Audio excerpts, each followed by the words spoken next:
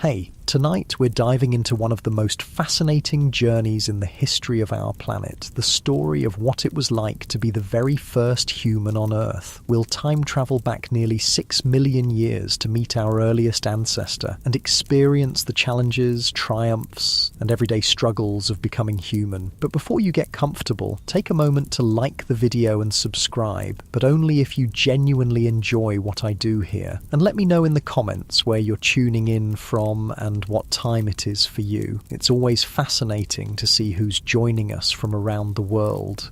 Now, dim the lights, maybe turn on a fan for that soft background hum, and let's ease into tonight's journey together. Congratulations, you've just woken up in the Tugen Hills of Kenya about 6 million years ago. Your name is Orrorin, which in the local Tugen language means original man. But in the scientific world of the distant future, they'll call you Orrorin tugenensis, the first creature to take those crucial steps toward becoming human. The morning air feels different here, fresher, wilder somehow, as you stretch your arms and feel the gentle morning sunlight filtering through the trees. You notice your hands. They're not quite human as we know them today, but they're special nonetheless. Your fingers are slightly curved, perfect for grasping branches, and your thumbs, while opposable, aren't quite as versatile as those of your distant descendants who will someday read about you in science books.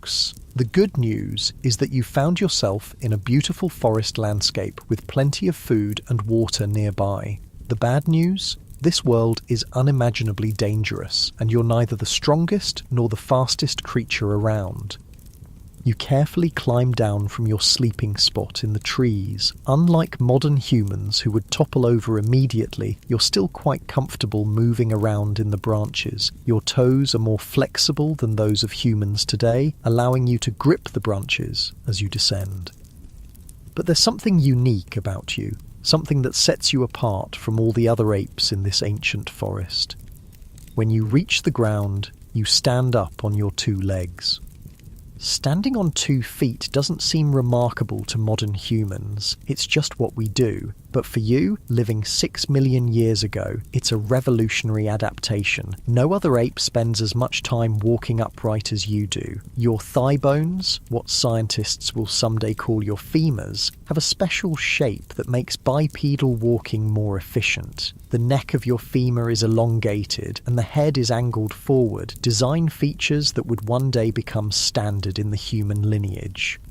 But let's be honest, your bipedalism isn't perfect. You're what future scientists will call a facultative biped. You can walk on 2 legs when it's useful, but you're not committed to it full time like your distant descendants will be. When speed is necessary, you might drop to all 4s, and when you're relaxed in the trees, you're happy to use your arms and legs together to move around, much like the orangutans that will still exist millions of years from now in the forests of Southeast Asia. The morning sun rises higher and your stomach rumbles. Time to find breakfast. You scan the landscape from your higher vantage point, another advantage of standing upright. In the distance, you can see fruit trees, and your excellent vision allows you to spot which ones are bearing ripe fruit today. Walking on 2 legs frees your hands, and that's particularly useful for carrying food. You make your way to a fig tree heavy with ripe fruit. Climbing is still natural for you, and your curved fingers and flexible feet make short work of the trunk. You gather several figs, more than you could eat right now, and climb back down. Rather than eating them all at the base of the tree, where other animals might compete with you, you can carry them to a safer location, thanks to your free hands.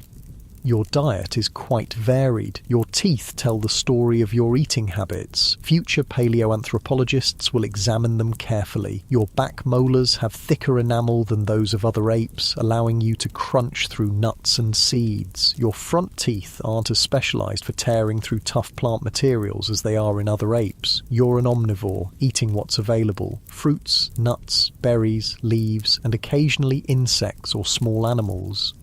After breakfast, you continue exploring your territory. The landscape of East Africa 6 million years ago is a mosaic of environments. There are dense forests near rivers and lakes, open woodlands on the slopes, and patches of more sparse vegetation in drier areas. You prefer the forests and woodland edges where trees provide safety, but the more open areas offer different food sources. You hear the alarm calls of monkeys in the canopy, a warning sign. Predators are nearby. Being able to stand upright gives you another advantage. You can see over tall grasses to spot danger. Your eyes scan the area, and there, in the distance, you spot it, a large cat, an ancient relative of today's leopards, moving stealthily through the grass. Unlike modern humans, you don't have sophisticated weapons. Your survival depends on awareness, quick reflexes, and knowing when to retreat to the safety of the trees. You move quietly toward a nearby forest patch, staying alert. When the cat suddenly changes direction and begins moving toward you, you make a decision that showcases your unique adaptation. You stand upright and run, not with the perfect efficiency that modern humans would achieve millions of years later, but effectively enough to reach the trees before the predator closes in. Your climbing abilities save you. Within moments, you're high in the branches, watching as the frustrated cat prowls below. This is a dance that plays out regularly in your life, being caught between terrestrial dangers and arboreal safety. As the day warms up, you find a comfortable spot in the shade of a tree with a good view of the surroundings. Life for you involves a lot of watching and waiting. Energy conservation is important, and like modern apes, you don't needlessly expend effort. You're not alone in this world. You live in a small group with others of your kind, a band of about 20 individuals. Just like modern chimpanzees and bonobos, you're a social creature. Your group provides protection, companionship, and the sharing of knowledge about where to find food and water. Your communication is limited compared to modern humans. You have no language as we know it, but you do have a rich repertoire of calls, gestures, and expressions. You can warn others of danger, indicate the location of food, express emotions from fear to contentment, and establish social hierarchies through your behaviors. The social dynamics of your group are complex. There are dominance relationships, friendships, occasional conflicts, and reconciliations. You recognize each individual and remember their behaviors, who can be trusted, who might steal food, who is a reliable ally during conflicts with neighboring groups. Speaking of neighbouring groups, territorial disputes are part of your reality. While not as violent as some later hominins would become, your species does compete for the best territories with the most reliable food sources. These interactions help to spread your species across the landscape as smaller groups sometimes split off to find new territories. The afternoon brings a brief rainstorm. Unlike many animals that seek immediate shelter, you and your group have an interesting response to the rain. You continue foraging for a while as the rain keeps many predators at bay. Your more upright posture means less of your body surface is directly exposed to rain, an advantage your descendants will develop even further. As the rain stops, you find yourself near a small stream. You pause to drink, crouching down on your haunches. The water is cool and refreshing. After drinking, you notice something in the mud by the water's edge, tubers that the rain has partially exposed. These starchy foods are valuable sources of energy, and you dig them out with your fingers, another task made easier by your bipedal stance. By late afternoon, it's time to think about where you'll sleep tonight. Like modern chimpanzees, you don't use the same nest 2 nights in a row. This helps avoid the buildup of parasites and reduces the risk from predators that might learn your habits.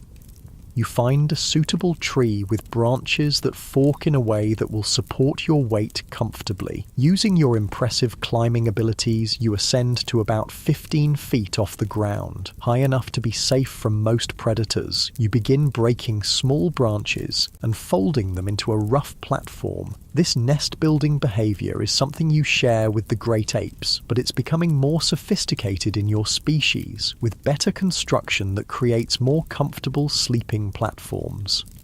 As the sun begins to set, most of your group has also constructed nests in nearby trees. There's safety in numbers, and sleeping in close proximity means more eyes and ears to detect danger during the night. You settle into your nest, adjusting branches to create a more comfortable depression in the center. Your curved fingers and grasping feet help you maintain your position even while sleeping, so you won't fall from your perch. The sounds of the forest change as daylight fades. New predators emerge, nocturnal hunters that pose different threats. But high in your tree, you're relatively safe. Your excellent vision, adapted for daytime activities, isn't as useful now, so you rely more on your hearing to alert you to potential dangers. As you lie in your nest, looking up at the emerging stars through gaps in the canopy, you're unaware of your place in the grand story of human evolution. You don't know that you represent a crucial transition, a creature that hasn't quite left behind its ape origins, but has already started down the path toward humanity. Your brain is larger than that of other apes relative to your body size, though still far smaller than that of modern humans. Your consciousness and awareness are sophisticated by the standards of your time, but you don't ponder existential questions or wonder about your origins. Your thinking is practical, focused on immediate survival needs and social interactions. Tonight, as you drift towards sleep, your mind might revisit the day's events, the sweet taste of figs, the dangerous cat, the refreshing water, the comfortable nest you've made. There's a contentment in having found enough food, avoided dangers, and secured a safe place to rest. Your needs are simple compared to the complex desires that will drive your distant descendants. You don't know that someday, millions of years in the future, creatures who evolved from you will look back and try to understand your life, that scientists will carefully examine every fragment of bone they can find, using advanced technologies to extract every possible clue about what you were like, that they will debate endlessly about whether you were truly human or still too ape-like to deserve that designation.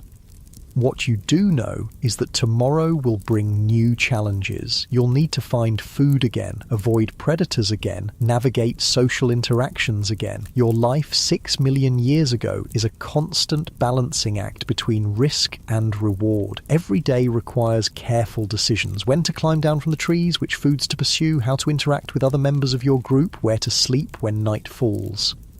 As you fall asleep in your nest, the gentle swaying of the branches in the night breeze is soothing. The sounds of the nocturnal forest, insects chirping, occasional calls of night birds, distant roars of predators form a familiar backdrop to your rest. Your breathing slows and your mind quiets. You're not quite human yet, but you're taking the first steps, literally, on the long journey that will eventually lead to humanity. Your bipedal walking, your omnivorous diet, your larger brain, your social structures, all these are laying the groundwork for what will come.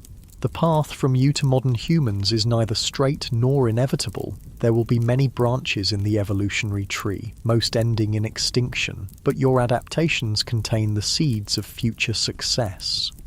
In the darkness of prehistoric night, you sleep, unaware of your place in history. You are Orrorin Tugenensis, original man, living your life according to the dictates of your nature and the pressures of your environment. You face hardships that modern humans can barely imagine.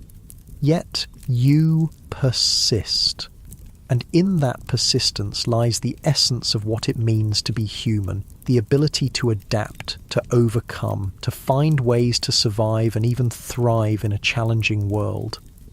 The stars wheel overhead, marking the passage of time. Each night like this one, each day of foraging and socializing, each generation reproducing and raising young ones, all are small steps in the immense journey of human evolution. The path from you to modern Homo sapiens will take millions of years and countless generations, each making their own small modifications to the template you've established.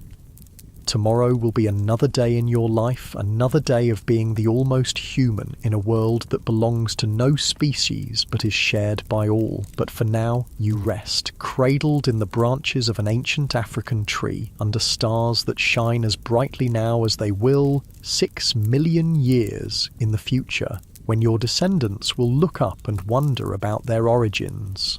The first light of dawn filters through the leaves, touching your face and gently waking you.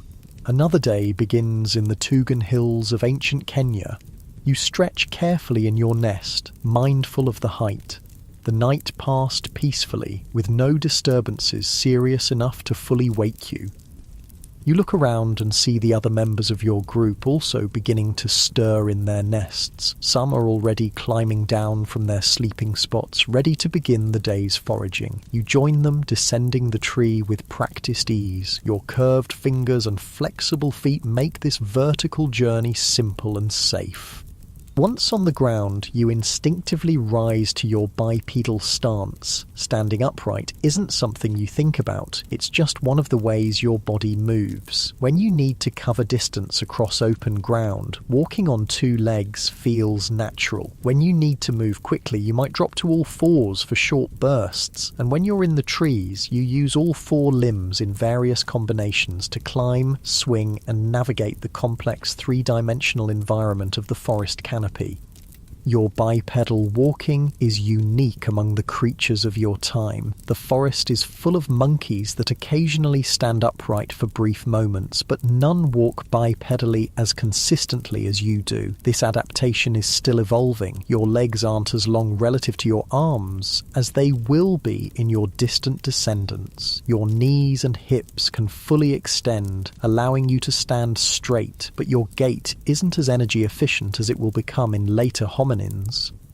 The morning begins with a search for water. The recent rains have filled small depressions in rocks and tree hollows, providing convenient drinking spots. You cup water in your hand and bring it to your mouth, another action made possible by your bipedal stance. Other apes would need to bend down and drink directly with their mouths, but you can carry water a short distance. As you drink, you catch your reflection in the still water. Your face is not human as we would recognize it today. Your brow is more pronounced, your jaw more protruding, your nose flatter, but your eyes hold an intelligence and awareness that separates you from other animals. Your brain, while smaller than that of modern humans, is already showing signs of expansion beyond what's typical for apes of your size.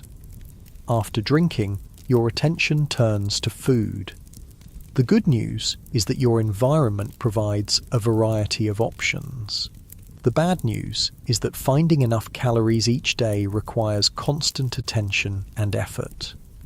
You run your tongue over your teeth, an unconscious gesture after drinking. Your dental structure reveals much about your diet and evolutionary position. Your canines are larger than those of modern humans, but smaller than those of other apes. This reduction in canine size is one of the earliest signs of the hominin lineage. Your molars have thicker enamel than those of other apes, an adaptation for processing a varied diet that includes hard foods like nuts and seeds.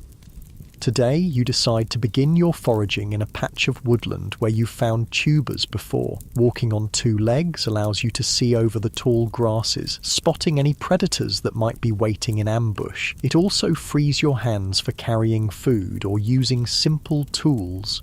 You haven't developed the sophisticated tools that later hominins will create, but you do use objects in your environment to solve problems. You might use a stick to dig for roots or to extract insects from their nests. You might use stones to crack open nuts or tough-skinned fruits. These aren't crafted tools, but this simple tool use is the foundation upon which later technological innovations will build.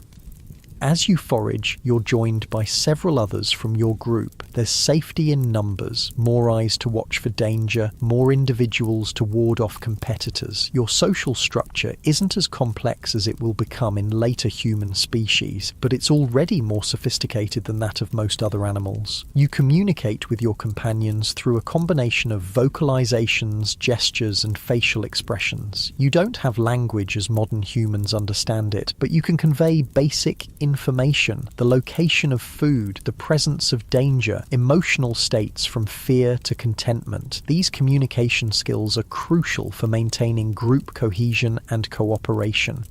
One of your companions makes an excited vocalization, having found a bush heavy with berries. You join in the harvest, picking the ripe berries and eating some immediately while collecting others in your cupped hand. The sweet tart flavour is refreshing, and the sugars provide quick energy. As you eat, you remain vigilant. Your position in the food chain is precarious. You're neither the largest nor the strongest creature in this ecosystem. Predators are a constant threat. The ancient African landscape is home to ancestors of modern lions, leopards, and hyenas, all of which would consider you prey.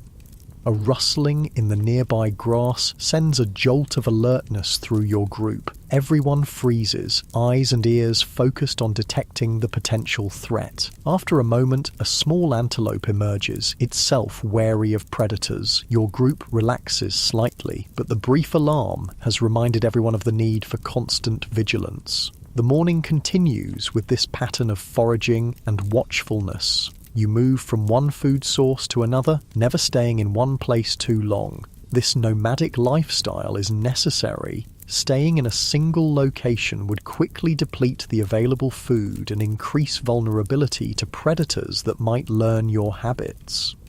By midday, the sun is high and the temperature has risen considerably. Unlike modern humans, you don't sweat profusely to cool yourself. You seek shade instead, finding a comfortable spot under a tree where you can rest during the hottest part of the day. This is a social time for your group.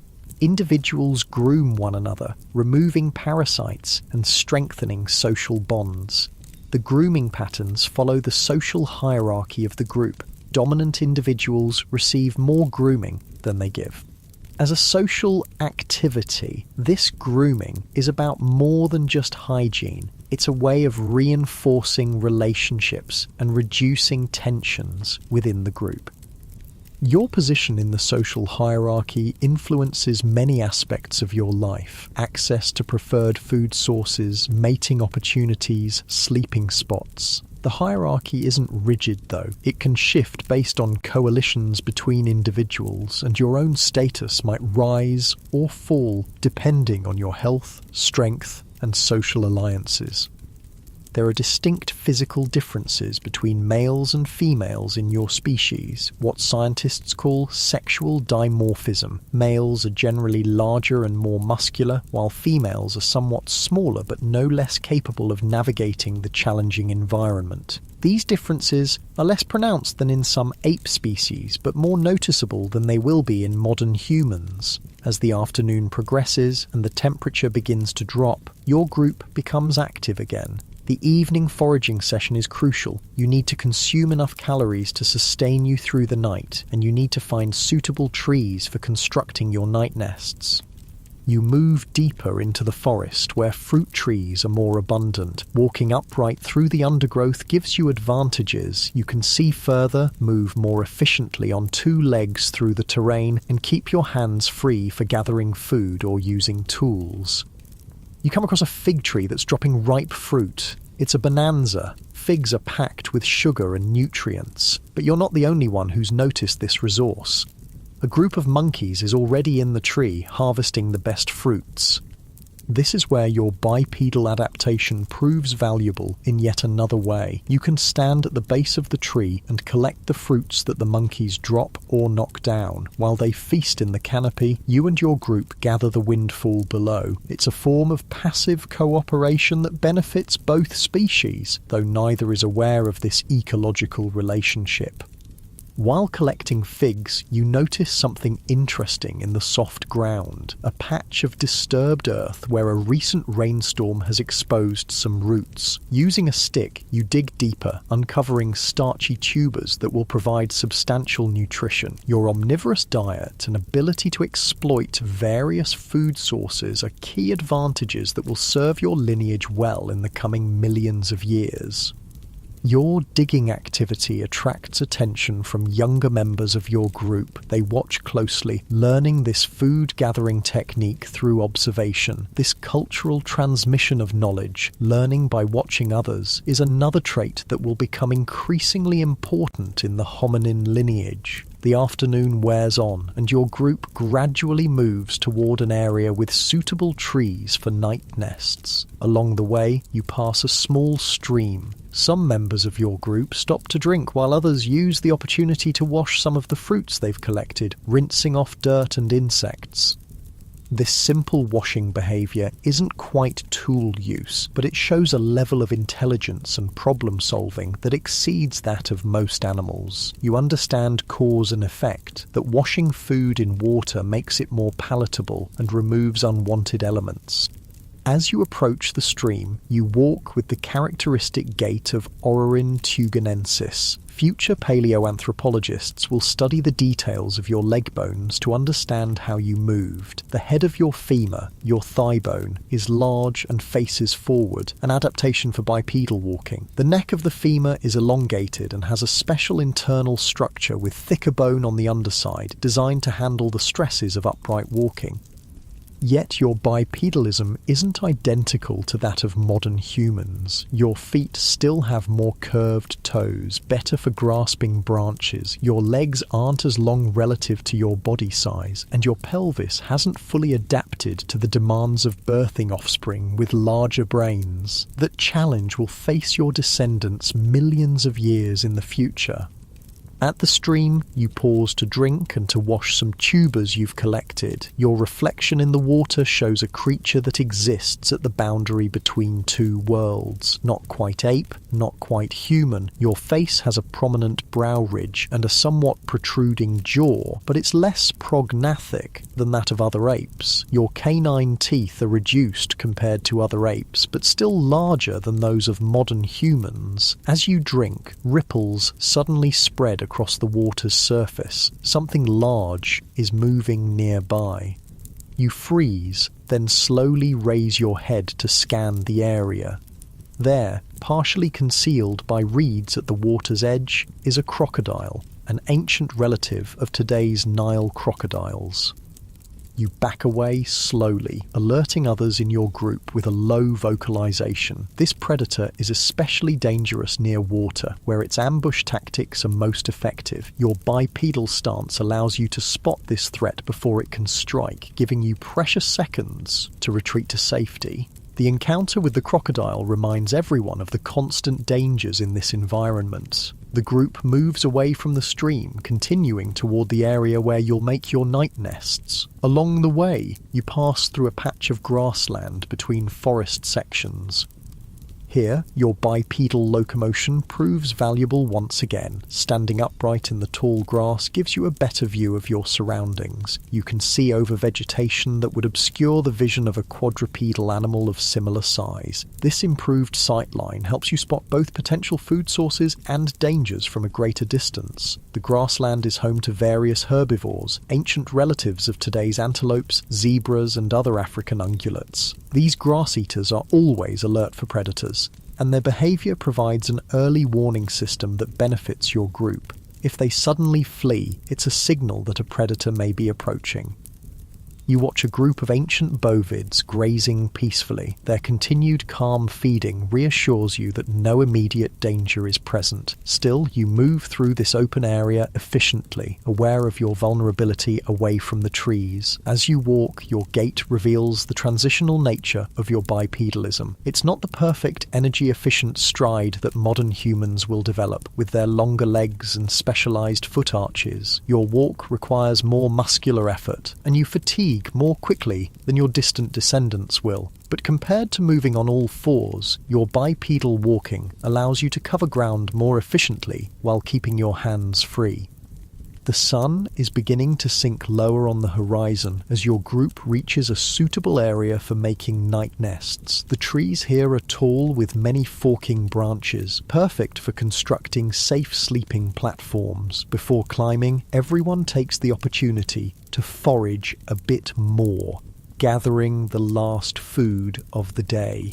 You find a bush bearing small, tough-skinned fruits. Your teeth are well adapted for this food source. Your molars with their thick enamel can crack through the hard exterior to reach the nutritious pulp inside. You eat several, the tangy flavour providing a pleasant end to the day's foraging.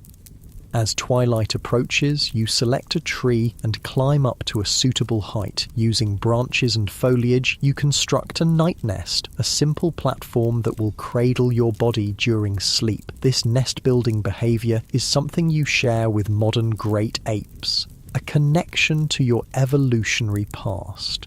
From your elevated position, you can see the landscape changing as the light fades. The open areas become shadows, while the forest edges remain more distinct. In the distance, you can see the silhouettes of mountains, ancient volcanic formations that have helped shape this landscape over millions of years. These volcanoes play a crucial role in preserving your legacy. The lava flows and ash deposits they produce will create the perfect conditions for fossilization. Millions of years from now, scientists will find your bones embedded in these geological layers, and from these fragments they will begin to piece together the story of human origins. As darkness falls, the sounds of the forest change. Daytime birds go quiet, while nocturnal creatures begin their chorus. The hoots of owls, the chirping of insects, the occasional roar of a big cat, these form the soundtrack of the African night, not so different from what it will be millions of years later. You settle into your nest, finding a comfortable position. The events of the day replay in your mind: the successful foraging, the close encounter with the crocodile, the peaceful observation of the grazing herbivores. Tomorrow will bring new challenges and opportunities. But for now, rest is the priority. The stars emerge overhead, visible through gaps in the canopy. The night sky looks much as it will in the far future, though the constellations are slightly different due to the slow movement of stars over vast time periods. You don't recognize patterns in these stars or assign them meaning. That level of abstract thinking still lies in the evolutionary future. Your consciousness begins to fade as sleep approaches. Your breathing slows and your muscles relax. In your nest high above the ground, you're relatively safe from most predators. Those that can climb, like leopards, are a risk, but the height and location of your nest minimize this danger. As you drift towards sleep, you're unaware of the evolutionary journey that lies ahead. You don't know that your adaptations, bipedal walking, omnivorous diet, tool use, social living, are laying the groundwork for a lineage that will eventually dominate the planet. You're simply living each day according to your nature, responding to the pressures and opportunities of your environment.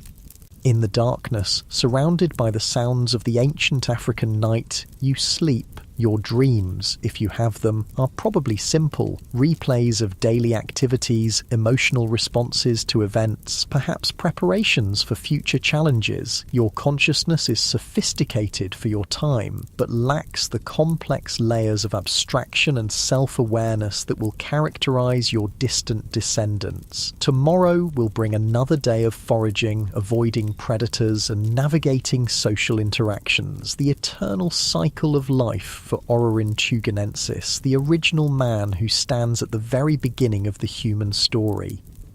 Morning arrives with a chorus of birds announcing the new day. You awaken in your nest high in the safety of the tree branches. The air feels different today, heavier, more humid. Dark clouds gather on the horizon, suggesting rain will come later. Weather patterns in this ancient East African landscape are seasonal, with wet and dry periods that shape the behaviour of all living creatures. As you climb down from your night nest, a light drizzle begins to fall. The good news is that rain often keeps larger predators less active. The bad news is that finding dry food becomes more challenging, and moving through wet vegetation soaks your body hair, making you feel heavier and colder.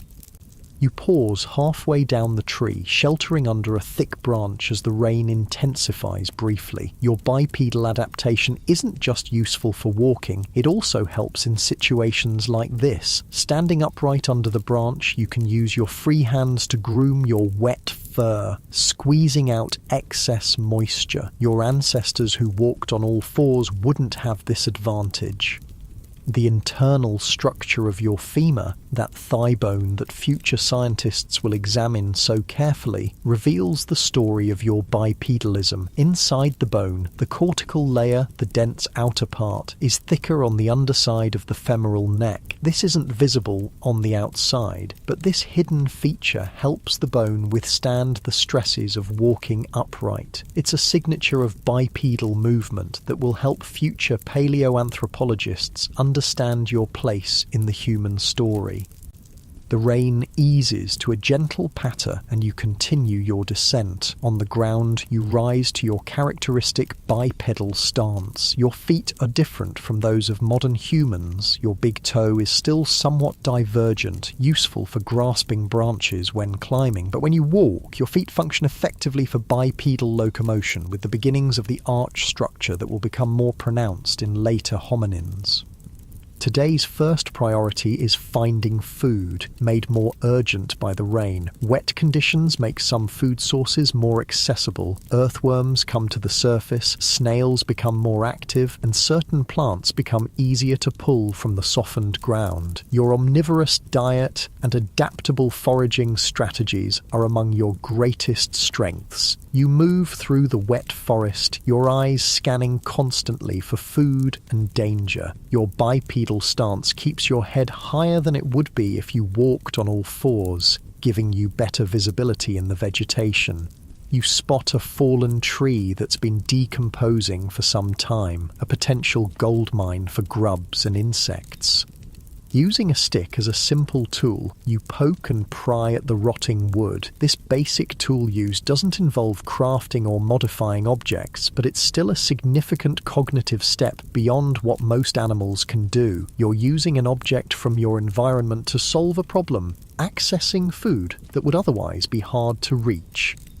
Your efforts are rewarded when the stick dislodges part of the bark, revealing a colony of termites. These insects are a valuable protein source. Using your fingers, you extract several of them and pop them into your mouth. The taste is earthy and slightly nutty, with a pleasant crunch. Modern humans might find this unappetizing, but to you, it's a nutritious snack. As you forage, you're joined by others from your group who have also descended from their night nests. There's a loose hierarchy in your social structure, and when resources are concentrated, like this termite-rich log, access follows this hierarchy. More dominant individuals get priority, while others wait their turn or seek alternative food sources. This social complexity is another hallmark of your species. You're not just responding to immediate stimuli, you're navigating a sophisticated web of relationships. You recognize each individual in your group, remember their past behaviors, and adjust your own actions accordingly. This social intelligence will become increasingly important as the hominin lineage evolves. The rain has stopped completely now, but the forest remains wet. Droplets fall from leaves overhead as the breeze stirs the branches. You move away from the log after having your fill of termites, looking for more substantial food. Fruits, nuts, tubers. These will provide the calories you need for the day's activities.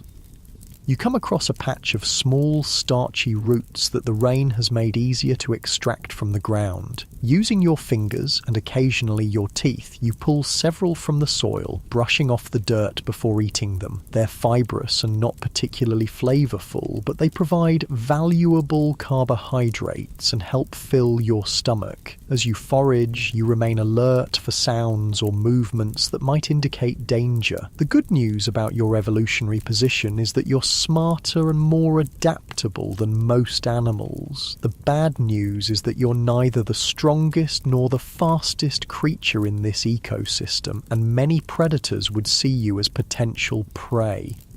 The most dangerous predators in your world are the big cats, ancient relatives of today's lions and leopards. They're ambush hunters, using stealth and surprise to capture their prey. Your upright posture helps you spot them from a greater distance, and your social group provides multiple sets of eyes and ears to detect threats. there are other dangers too. Hyena ancestors roam in packs, capable of taking down prey much larger than themselves. Ancient crocodiles lurk near water sources, perfectly evolved ambush predators that can remain hidden until the last moment. Snakes, some venomous, hide in the underbrush or coil on low branches, and there are competitors, other primates and early hominins that might contest access to the best food sources or territories. Your survival in this challenging environment depends on a combination of factors: intelligence, adaptability, social cooperation, and your unique physical adaptations, particularly bipedalism. Walking upright isn't just about locomotion, it's a key element in your species' survival strategy. By midday, the sun has broken through the clouds, creating a steamy warmth as water evaporates from the vegetation. You find a sunny spot and take some time to groom yourself, removing parasites and untangling your body hair. This isn't just about hygiene, it's also about thermoregulation. Wet, matted fur doesn't insulate effectively, so keeping it clean and fluffy helps maintain your body temperature. Unlike modern humans, you don't have sweat glands distributed across your entire body. Your cooling system is less efficient, making you more vulnerable to overheating. This is one reason why you and your group tend to rest during the hottest part of the day, becoming more active in the cooler morning and evening hours.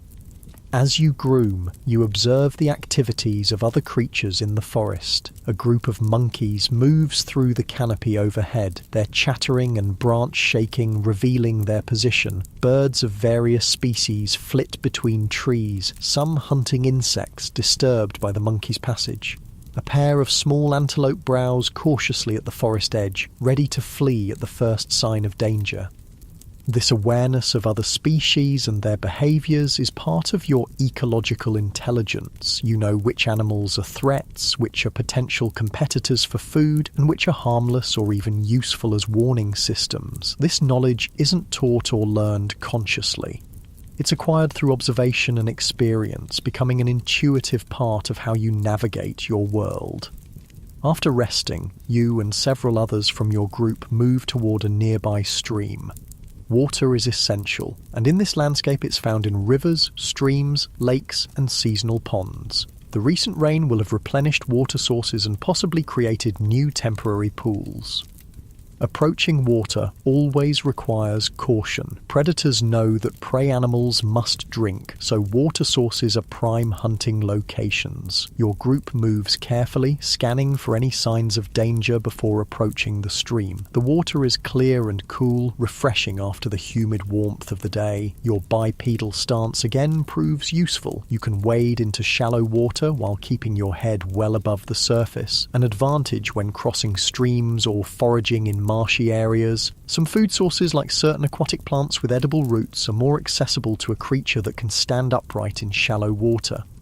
After drinking and cooling off, your group begins moving again, heading toward an area of mixed woodland and more open terrain. This ecotone, the boundary between different habitat types, often offers the greatest diversity of food sources. Forest edges provide fruits and nuts, while more open areas might have tubers, seeds, and different insect species. Your bipedal locomotion is particularly advantageous in this varied landscape. In the forest, you can reach up to lower branches while standing on the ground.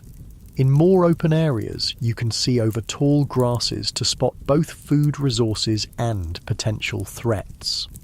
As you walk, your gait reveals the evolutionary compromise that is Aurorin tugenensis. You're bipedal, yes, but your proportions aren't yet fully adapted to this mode of locomotion. Your arms are still relatively long compared to later hominins, and your legs haven't achieved the length and structural adaptations that will characterize modern humans. Your walking requires more energy than that of your distant descendants, but it's still more efficient for medium-distance travel than moving on all fours would be. You reach a small clearing where a fruit-bearing tree has dropped its bounty on the ground. The fruits are tough-skinned but contain sweet, nutritious pulp inside. Using a stone, you crack open several of them, revealing the bright interior. This action, using a stone as a tool without modifying it, is what future anthropologists will call unmodified lithic technology. It's not stone tool making yet, but it's a precursor to that crucial human technology.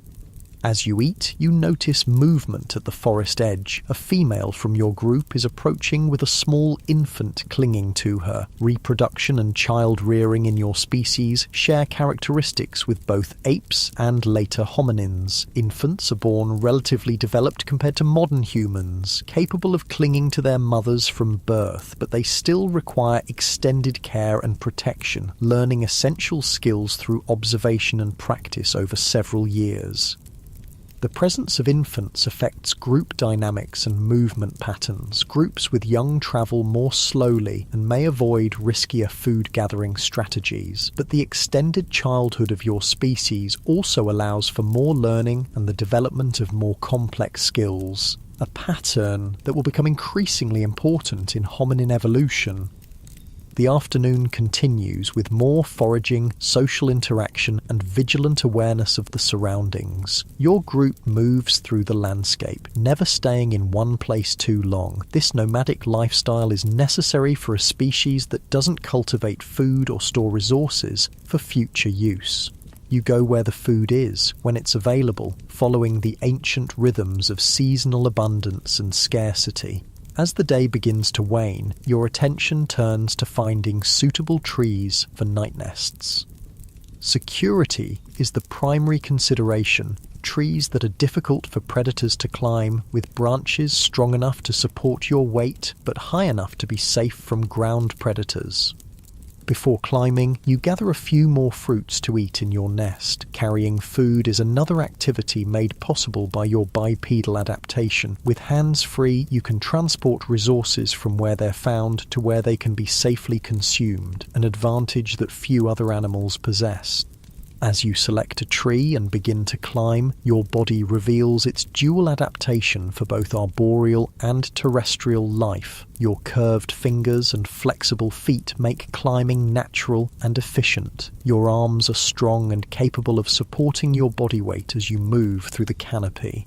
Yet, your leg bones show the unmistakable signs of bipedal walking. The femoral head size and orientation, the reinforced internal structure of the femoral neck, the beginnings of the bowl-shaped pelvis that will become more pronounced in later hominins.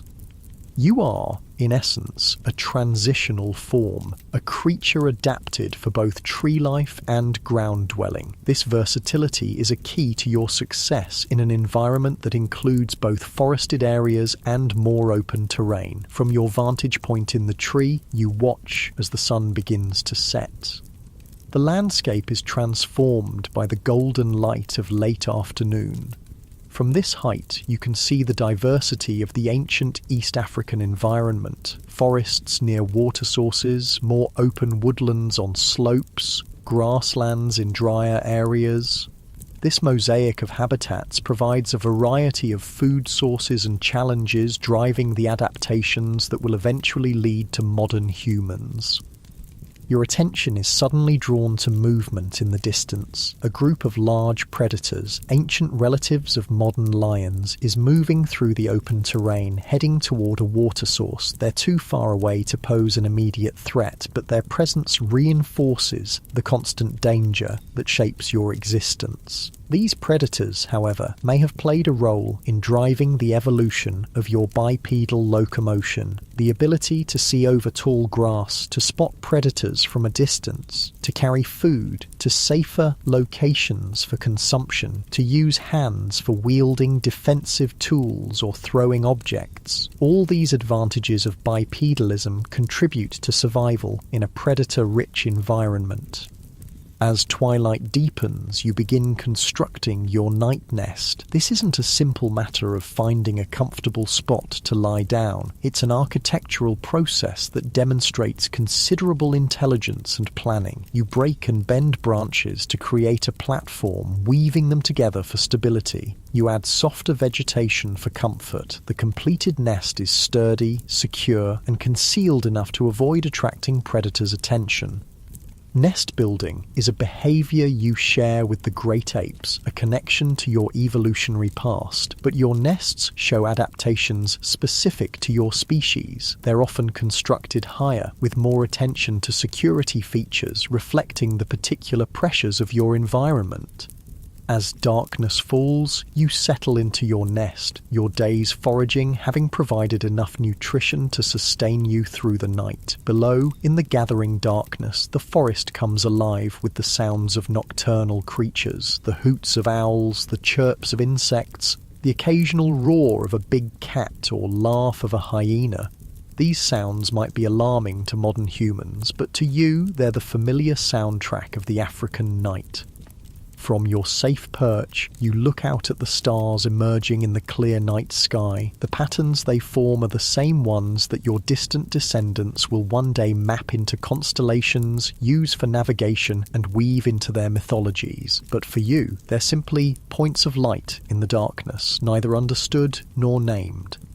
As sleep approaches, your mind quiets. You don't contemplate your place in the universe or wonder about your origins. Your consciousness, while sophisticated compared to most animals, lacks the layers of abstraction and self-reflection that will characterize later humans. Your awareness is focused on the immediate and practical: food, safety, social relationships, reproduction. Yet in your brain, slightly larger relative to body size than that of other apes, lie the foundations for what will come. The neural capacities that allow you to use simple tools, navigate complex social structures, communicate with your group, and adapt to various environments, contain the seeds of the advanced cognitive abilities that will one day lead to language, art, science, and civilization. As you drift into sleep, cradled in your nest high above the forest floor, you are, unknowingly, a crucial link in the chain of human evolution. Your species, Ororhyntuganensis, with its bipedal locomotion, omnivorous diet, and social complexity, represents one of the earliest steps on the long path that will eventually lead to modern Homo sapiens. The adaptations that allow you to survive in the challenging environment of ancient East Africa, particularly your bipedal stance, will prove remarkably successful. Over millions of years, they will be refined and elaborated upon by natural selection, producing a lineage of increasingly sophisticated hominins. Most of these evolutionary experiments will end in extinction, but one branch will continue, eventually giving rise to the species that will transform the planet like no other. But all of that lies in the unimaginably distant future. For now, you sleep, your body recovering from the day's activities, preparing for the challenges of tomorrow. Your existence is focused on the eternal present, finding food, avoiding danger, maintaining social bonds, reproducing.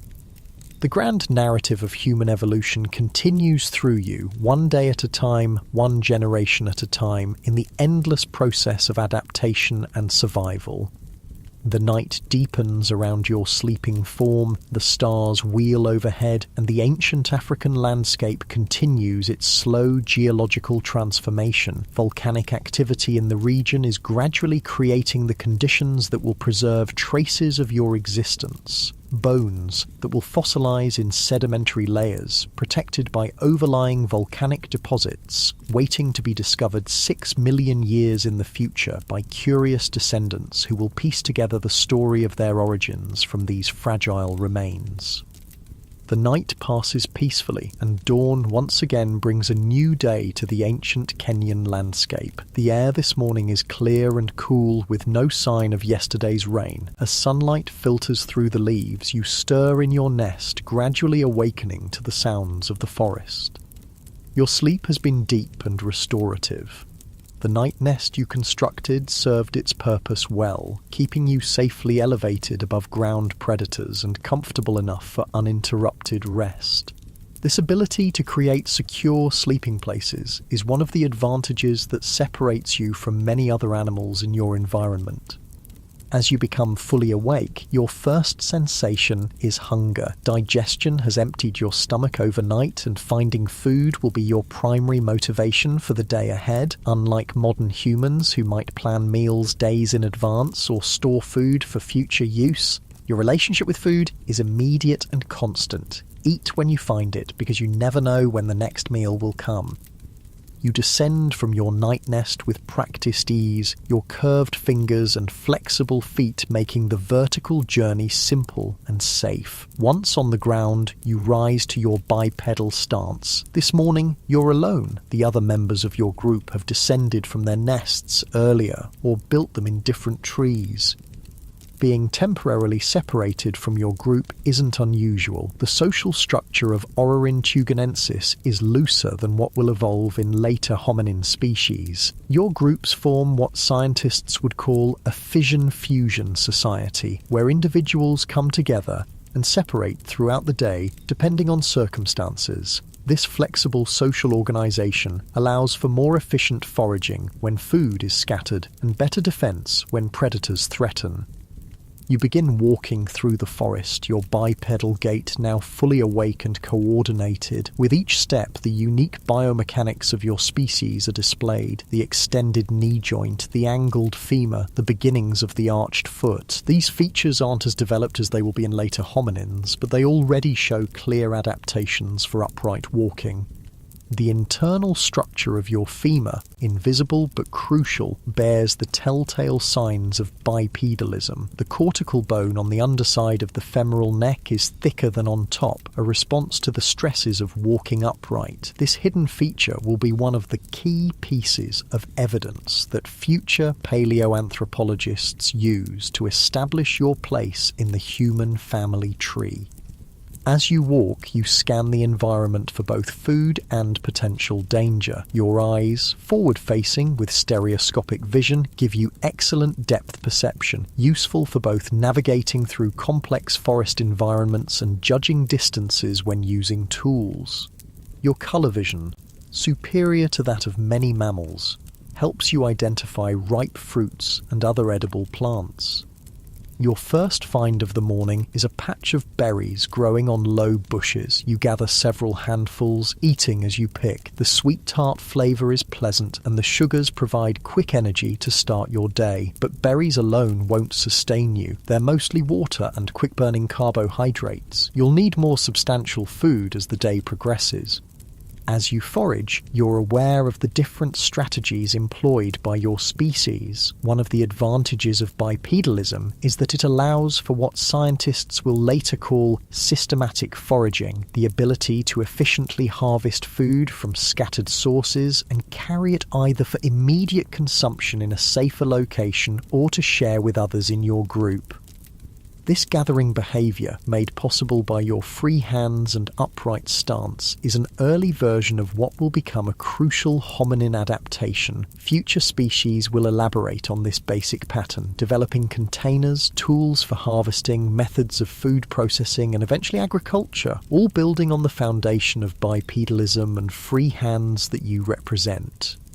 After finishing the berries, you continue your search for food. Your omnivorous diet is an advantage in this environment. You can eat a wide variety of foods, adapting to what's available in different seasons and locations. This dietary flexibility will prove to be one of the most successful adaptations in the hominin lineage, allowing your descendants to spread beyond Africa to virtually every environment on Earth. Your teeth tell the story of your varied diet. Unlike the specialized dentition of many animals, your teeth are generalized, adapted for processing many different types of food. Your molars have thicker enamel than those of other apes, better for grinding tough plant foods. Your canines are reduced compared to other apes, but still larger than those of modern humans, reflecting a transition in social structure and feeding behavior. As you move through the forest, you come across a fallen tree that has been dead for some time. The decaying wood is home to various insect larvae, a rich protein source. You use a stick to pry apart the rotting wood, exposing the grubs inside. This simple tool use doesn't involve crafting or modifying the stick, but it does show problem-solving intelligence, using an object from the environment to access food that would otherwise be difficult to reach. While you're focused on extracting the larvae, a sound catches your attention, the soft footfall of something large moving nearby. You freeze, all senses alert. Through the vegetation you glimpse a flash of spotted coat, a leopard-like predator, one of the most dangerous animals in your environment. This is a critical moment. Unlike most prey animals, you don't immediately flee. That would trigger the predator's chase instinct, and you can't outrun a big cat. Instead, you slowly back away, looking for the nearest climbable tree. Your bipedal stance gives you an advantage here. You can see over lower vegetation to track the predator's movement, while also scanning for escape routes. The predator hasn't seen you yet, focused on something else in the undergrowth. Moving as quietly as possible, you reach a tree with low branches and quickly climb to safety. From your elevated position, you can now see the predator clearly as it moves through the area where you were foraging. It's not actively hunting, just passing through, but the encounter is a stark reminder of your vulnerable position in the food chain. After the predator moves on, you remain in the tree for a while, using the opportunity to search for fruit in the canopy. Your climbing abilities are excellent, another reminder that while you're adapted for bipedal walking, you're still very much at home in the trees. Your curved fingers and flexible feet make moving through the branches efficient and secure. You find several fruits high in the canopy, eating them where they grow rather than carrying them down. The juicy pulp helps quench your thirst as well as providing nutrition. Staying hydrated is a constant concern in this environment, especially during drier seasons when water sources become limited. After eating your fill of fruit, you descend from the tree and continue your foraging journey. By now the sun is higher in the sky and the day has warmed considerably. You find a shady spot to rest during the hottest part of the day, a behavior pattern shared by many animals in this environment. While resting, you notice other members of your group nearby. They've also found shade and are engaged in various activities, some grooming each other, some dozing, some keeping watch. You join them, your social nature drawing you back to the group after your solitary morning foraging. The social dynamics of your species are complex. There's a dominance hierarchy, but it's not rigid or absolute. Relationships are maintained through grooming, food sharing, and other cooperative behaviors. Conflicts are usually resolved through displays rather than actual fighting, although serious competition over resources or mates can sometimes turn violent.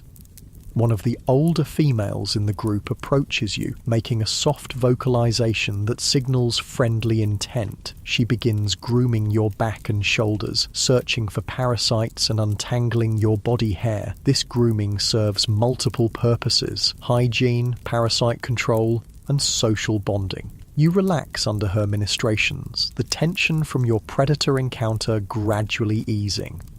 Grooming is one of the primary ways social bonds are maintained in your group. It's a form of currency in your social economy, given and received, creating obligations and alliances. Those who groom others can expect to be groomed in return, and individuals who fail to reciprocate may find themselves with fewer allies when conflicts arise.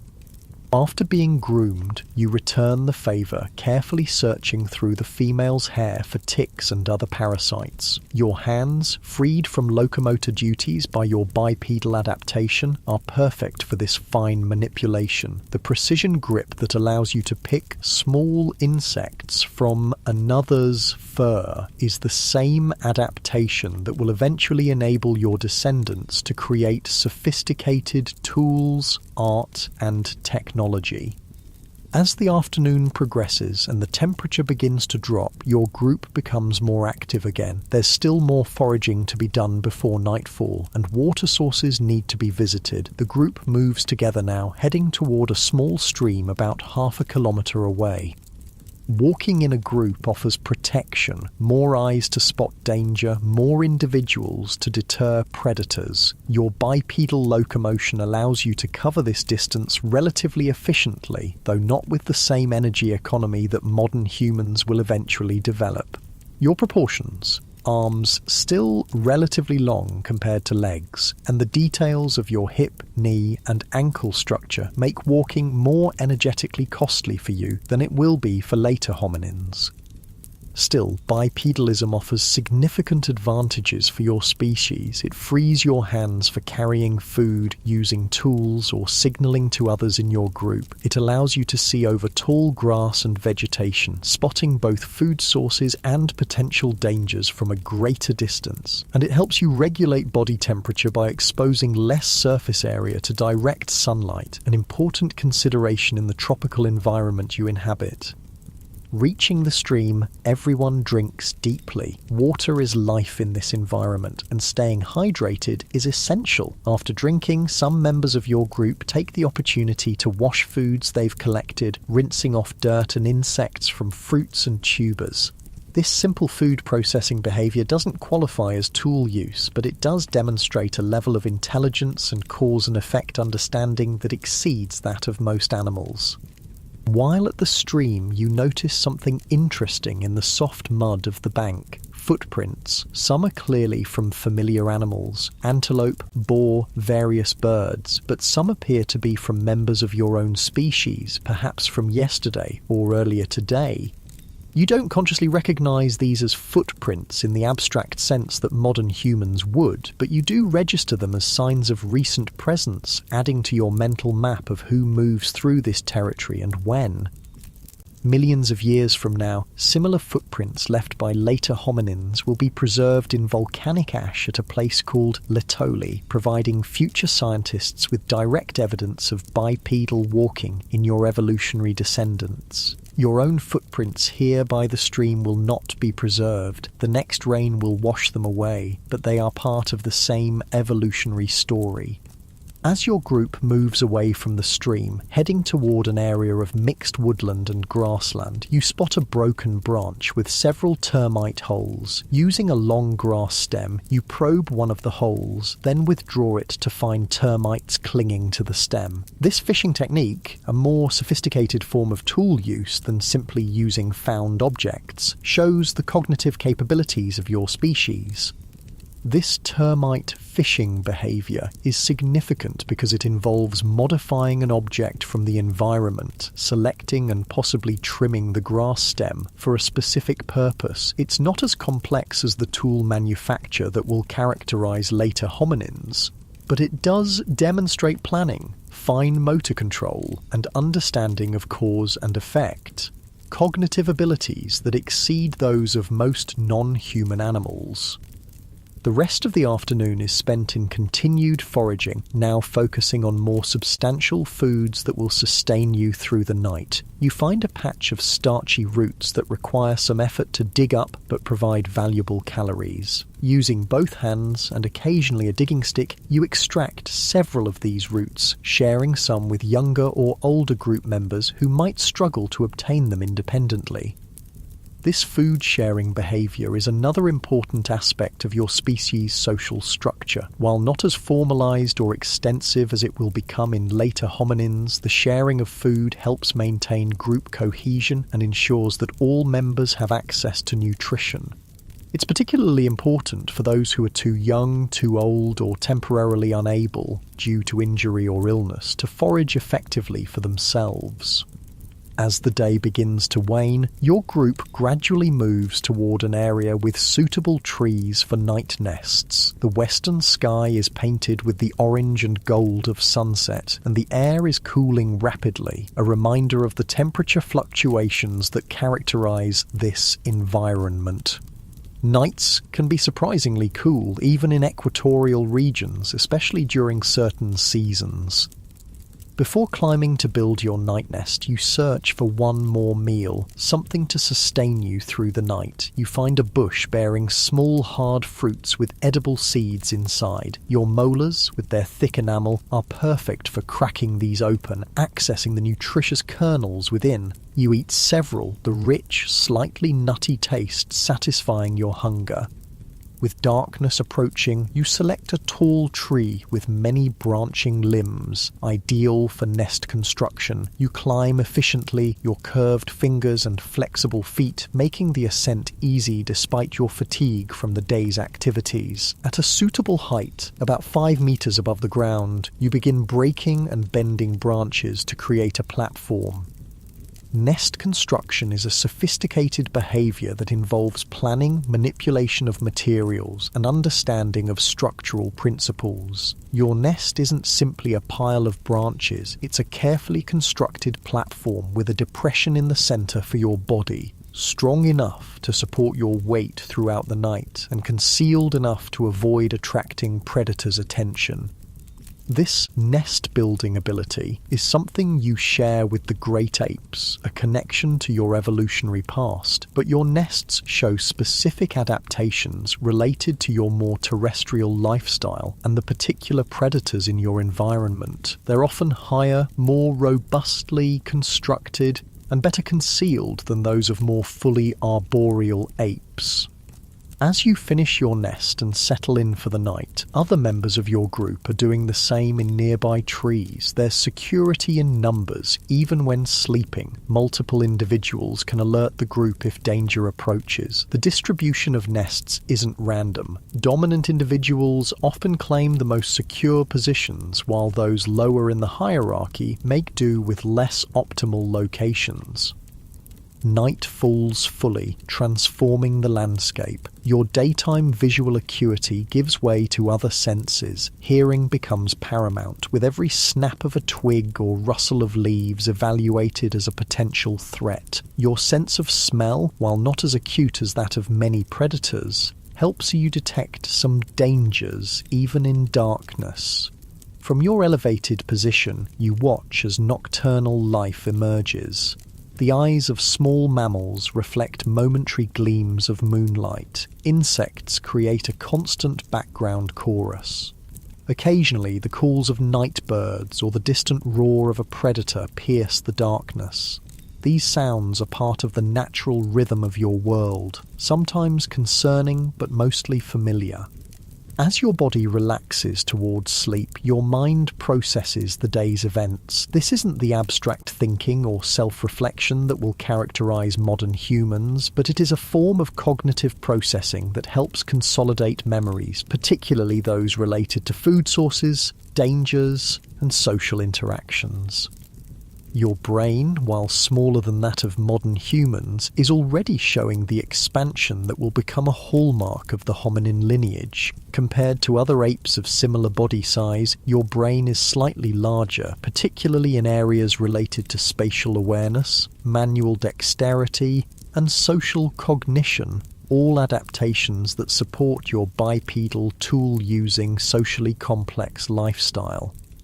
The stars emerge overhead, visible through gaps in the canopy. The night sky is brilliant in this era, before artificial light, with the Milky Way forming a glowing river across the darkness. You perceive this beauty in a direct, sensory way, without the layers of meaning and mythology that later humans will impose on these celestial patterns. As sleep approaches, your consciousness narrows, focusing on the immediate, the comfort of your nest, the softness of the breeze, the distant sounds of the night forest. You don't contemplate your place in the universe or worry about tomorrow beyond its most immediate concerns. Your awareness, while sophisticated by the standards of your time, lacks the abstract dimensions that will evolve in later hominin species.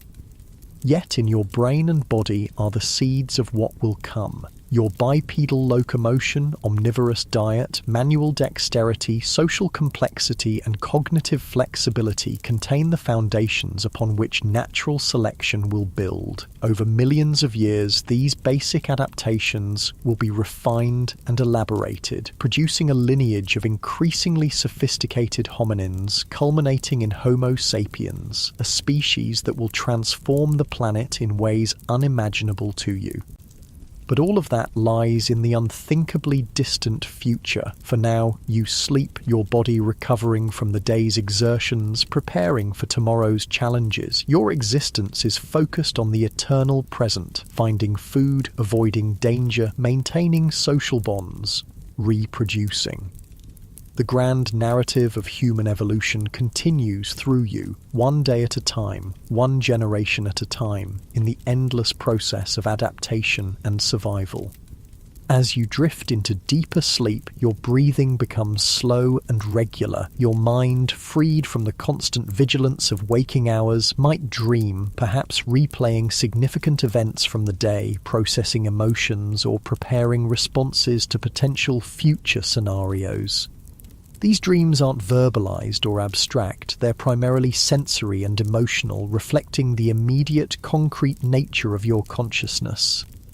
In your sleeping form, high in the branches of an ancient African tree, lies the future of humanity, not as a destiny or predetermined outcome, but as a potential waiting to be realized through the slow, undirected process of natural selection acting on the variations that arise in each generation. Your adaptations, particularly your bipedal locomotion, represent a successful evolutionary experiment, one that will prove remarkably fruitful in the millennia to come.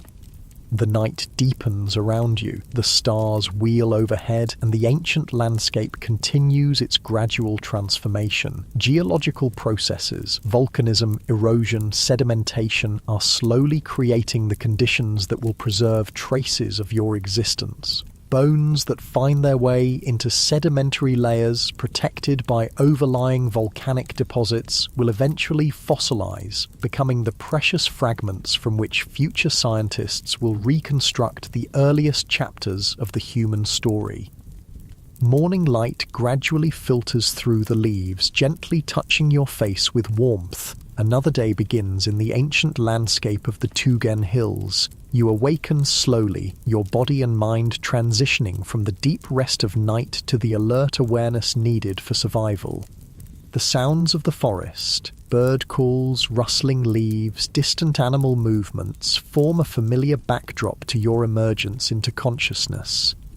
As you stretch in your night nest, your joints and muscles feel the effects of yesterday's activities. Your body bears the marks of your evolutionary position, not quite human as we would recognize today, not quite ape as existed before. You are Orrorin tugenensis, a creature of transition, embodying adaptations that represent a crucial experiment in the story of human evolution.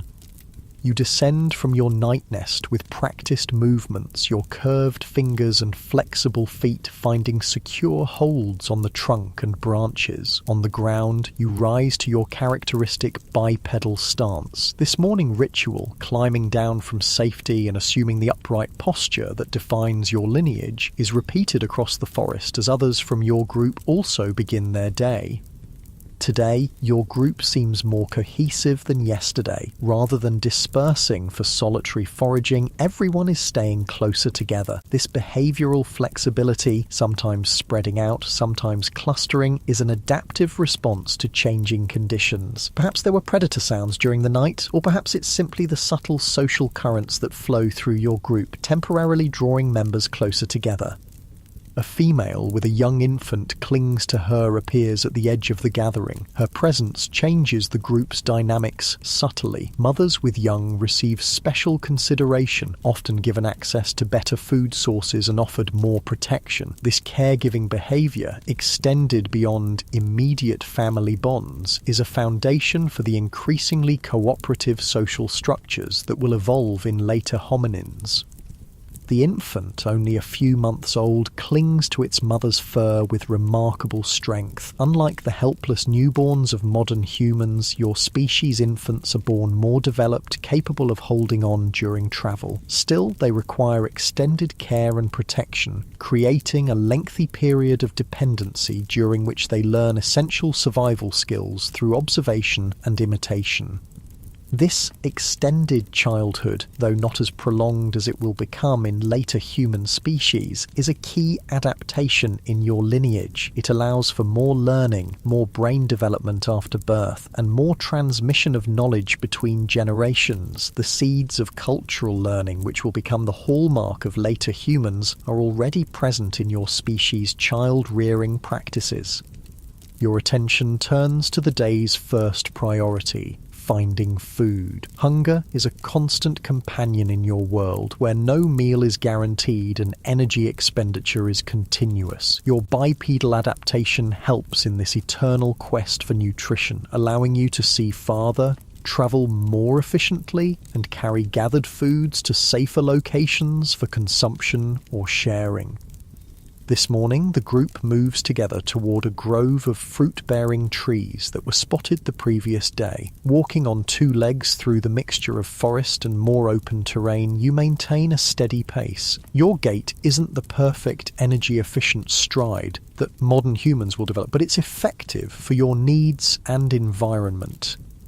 The biomechanics of your walking reveal the transitional nature of your species. Your femur, that crucial thigh bone, has a head that's larger and more forward-facing than in non-bipedal apes. The neck of the femur is elongated and internally structured to handle the stresses of upright walking. Your pelvis is beginning to show the bowl-like shape that will become more pronounced in later hominins. Your foot, while still retaining some grasping ability, is developing the rigidity and arch structure needed for effective terrestrial locomotion. These anatomical features hidden within your body tell the story of your evolutionary position. You are neither fully committed to terrestrial life like your distant descendants will be, nor fully arboreal like your ancestors were. You exist at the boundary between these worlds, combining adaptations for both tree climbing and ground walking in a successful compromise. Upon reaching the fruit grove, the group disperses slightly, each individual finding position under different trees. Above, ripe fruits hang tantalizingly, their bright colours advertising their nutritional bounty. Some are within reach from the ground for an upright hominin. For others, climbing is necessary. You select a tree with low-hanging fruit and reach up, another activity made possible by your bipedal stance. Standing on 2 feet, you can reach higher than you could on all fours, accessing food sources that might be unavailable to strictly quadrupedal animals of similar size. As you gather fruits, you notice a younger male struggling to reach the ones on his tree. In a display of the social cooperation that characterizes your species, you share some of your gathered bounty with him. This sharing behavior, while not as formalized or extensive as it will become in later humans, helps maintain group cohesion and ensures that all members have access to nutrition. The food sharing also reinforces social bonds and establishes reciprocal obligations. By sharing today, you increase the likelihood that others will share with you when you're in need. This simple exchange represents the beginnings of the complex social economies that will develop in later human societies. While eating, you remain vigilant. Your position in the food chain is precarious. You're neither at the top nor the bottom, but somewhere in the vulnerable middle. Predators are a constant threat, and your survival depends on detecting danger before it detects you. Your bipedal stance helps with this vital awareness, keeping your head higher than it would be on all fours and allowing you to see over vegetation that might conceal approaching threats. Your forward-facing eyes, inherited from your primate ancestors, give you excellent depth perception and the ability to track moving objects, whether potential food or potential danger. After the morning's feeding, the group moves toward a nearby water source. Water is life in this environment, and staying hydrated is essential, especially as the day warms. The path to the water crosses a section of more open terrain where the protection of dense forest gives way to scattered trees and taller grasses. In this more exposed setting, your bipedalism offers another advantage: heat management. Standing upright reduces the amount of your body surface directly exposed to the tropical sun. This, combined with your gradually decreasing body hair compared to more arboreal apes, helps you regulate temperature during active daylight hours. At the water source, a small stream fed by seasonal rains, everyone drinks deeply. Some members of your group take the opportunity to wash fruits they've collected, while others cool themselves by wading into shallow sections. This use of water for purposes beyond drinking shows a level of environmental interaction and problem solving that exceeds that of most animals. While at the stream, you notice tracks in the soft mud, evidence that other animals have recently visited this water source. Your awareness of these signs isn't abstract or conceptual, it's a direct, practical recognition that helps you assess potential threats or opportunities. If predator tracks are fresh, extra vigilance is warranted. If tracks from prey animals are abundant, it might indicate good hunting or scavenging opportunities nearby.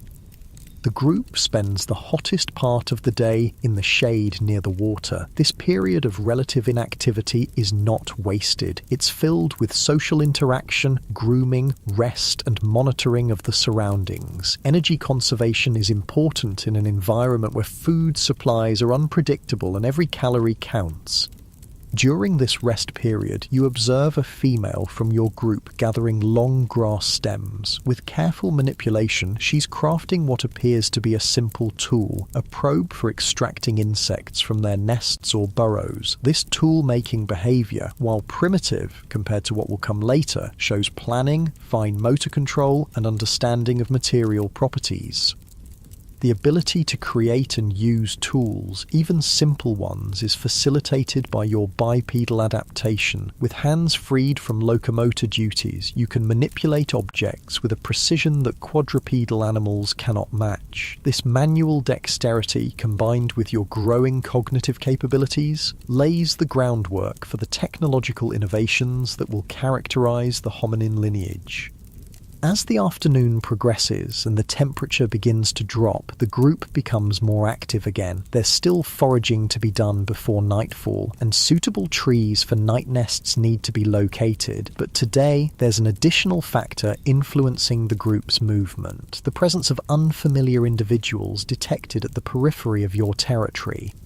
Territorial behavior in your species isn't as rigid or aggressive as it will become in some later hominins, but there are boundaries, areas that your group considers its own and defends against encroachment. These boundaries aren't marked physically. They exist in the collective knowledge of the group, defined by landmark features and regular patrol patterns.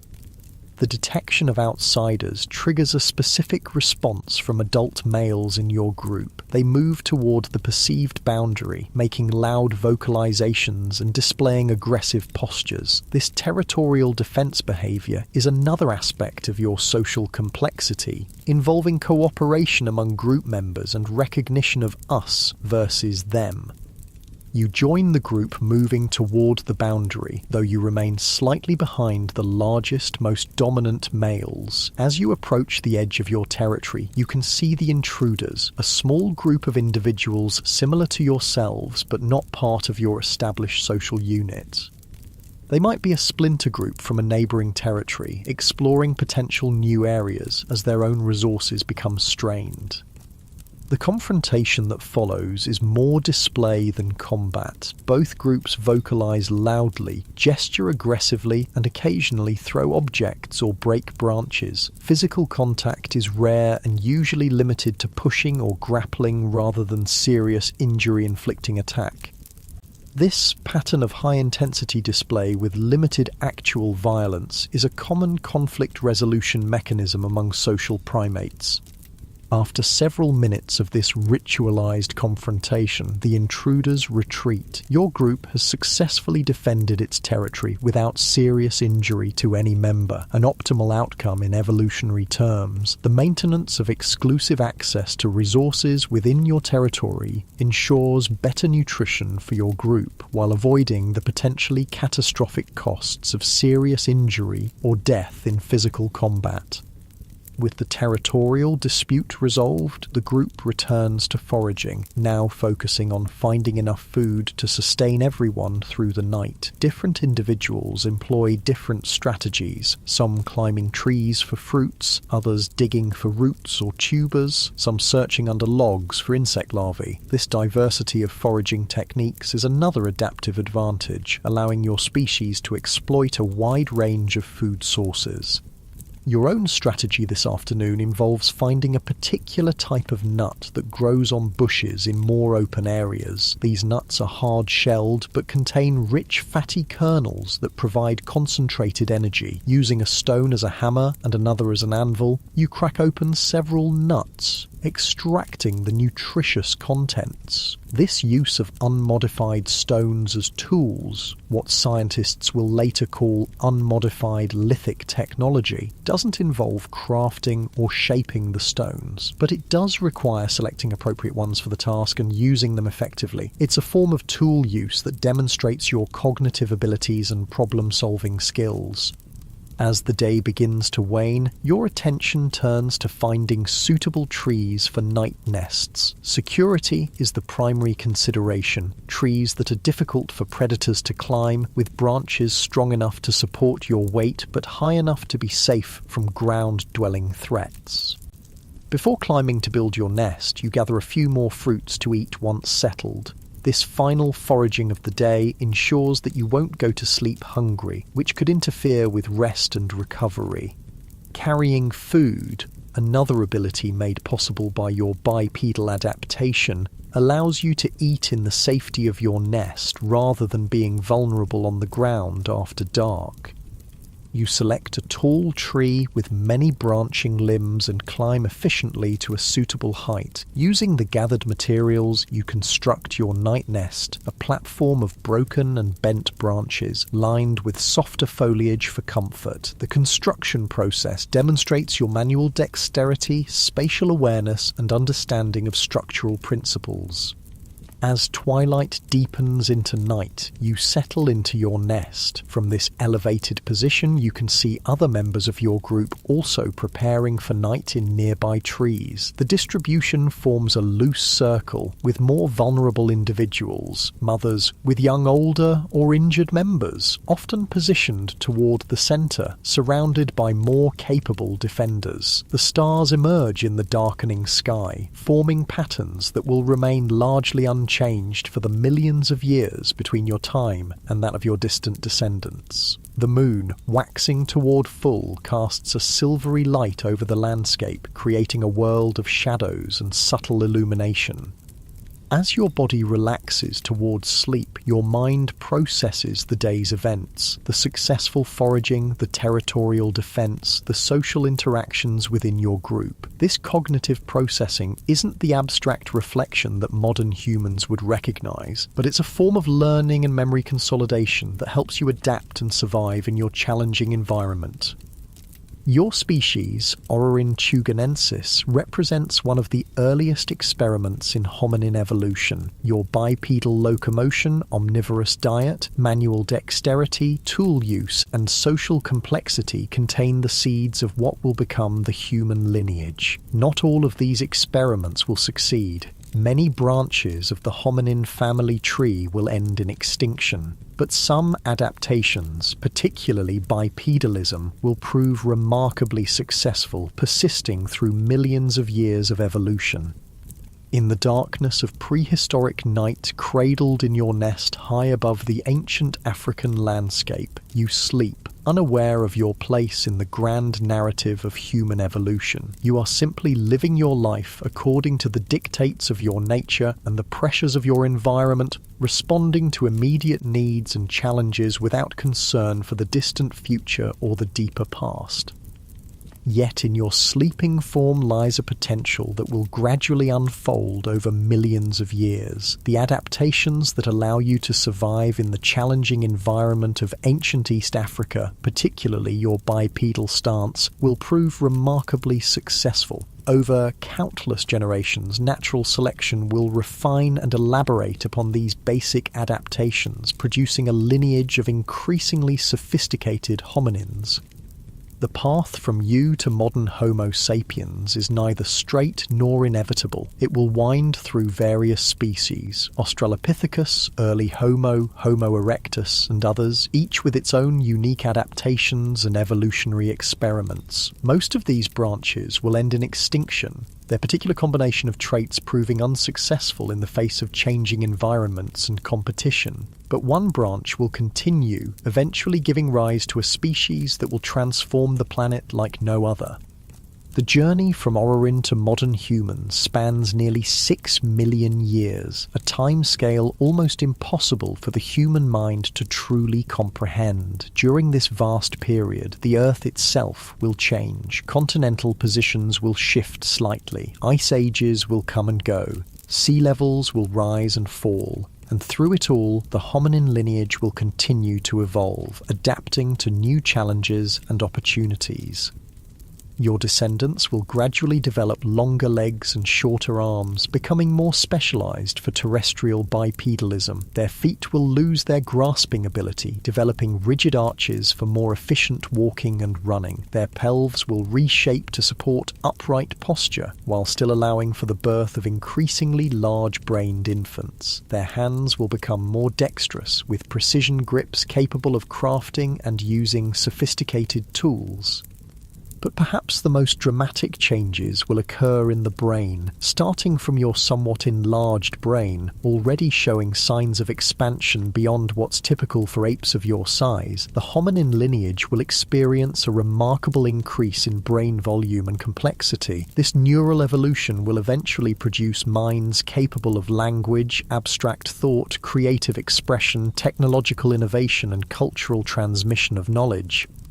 This cognitive revolution will transform the relationship between hominins and their environment. Where you react to your surroundings, adapting to conditions as you find them, your distant descendants will actively modify their world, creating shelters, clothing, weapons, art, and eventually entire civilizations. Where you live within the ecological systems you inherit, they will reshape those systems to suit their needs and desires. The seeds of this transformation are already present in your species, in your bipedal stance that frees hands for tool use, in your omnivorous diet that allows for dietary flexibility, in your social structures that facilitate cooperation and knowledge sharing, in your extended childhood that permits learning and brain development. These adaptations, which help you survive in the challenging environment of ancient Africa, contain the potential for what will become humanity. As the night deepens and your consciousness fades into deeper sleep, the stars wheel overhead, marking the passage of time. Each night like this one, each day of foraging and socializing, each generation reproducing and raising young ones, all are small steps in the immense journey of human evolution. The path from you to modern Homo sapiens will take millions of years and countless generations, each making their own small modifications to the template you've established. And what of the modern humans who will eventually look back and try to understand your life? They will search for fossil fragments, analyze geological contexts, study contemporary apes for behavioral clues, and use advanced technologies to extract every possible piece of information from the scant evidence that survives millions of years. From these fragments, they will construct theories about who you were and how you lived, debating endlessly about whether you were truly human or still too ape-like to deserve that designation. The truth, as always, is more complex than any simple categorization. You are neither fully human nor fully ape, but something unique, a creature of transition, embodying adaptations that represent a crucial experiment in the story of life on Earth. Your bipedal stance, in particular, will be recognized as one of the defining features of the hominin lineage, a key adaptation that set your descendants on their evolutionary path. In the end, the story of human evolution is not about a linear progression from primitive to advanced, but about a branching bush of adaptations and experiments, most ending in extinction, a few continuing to evolve. It's a story of creatures like you, living their lives day by day, generation after generation, adapting to their environments and passing along the traits that help them survive. From these countless small adaptations accumulated over unimaginable time emerges the remarkable phenomenon we call humanity. As we look back across 6 million years to glimpse your life, we see reflections of ourselves in your social bonds, your tool use, your bipedal walking, your omnivorous diet, your extended care of young. And we see differences too, your greater climbing abilities, your smaller brain, your more limited technology, your more immediate consciousness. You are both familiar and foreign, a reminder of where we came from and how far we've travelled. In understanding your life, the challenges you faced, the adaptations you embodied, the world you inhabited, we gain perspective on our own existence. We see that the traits we consider uniquely human have deep evolutionary roots, emerging gradually over millions of years rather than appearing suddenly or inevitably. We recognize that our own species, for all its remarkable adaptations and accomplishments, is just one experiment among many in the ongoing process of evolution. And perhaps most importantly, we learn humility. The story of human evolution reminds us that we are part of nature, products of the same evolutionary processes that shape all life on Earth. Our existence isn't predetermined or privileged, but the result of countless adaptations and chance events stretching back through deep time. Our remarkable minds and technologies emerge from the same fundamental forces that drove your bipedal walking, the endless dance of variation, inheritance, and selection. As you sleep in your nest under ancient stars, unaware of your place in history, you embody the beginnings of what will become humanity. In your bipedal stance, your manual dexterity, your social complexity, and your cognitive flexibility lie the foundations upon which natural selection will build. The path from you to us is long and winding, filled with experiments and extinctions, adaptations and innovations. But it begins here, with creatures like you taking the first upright steps on the journey that will eventually lead to humanity.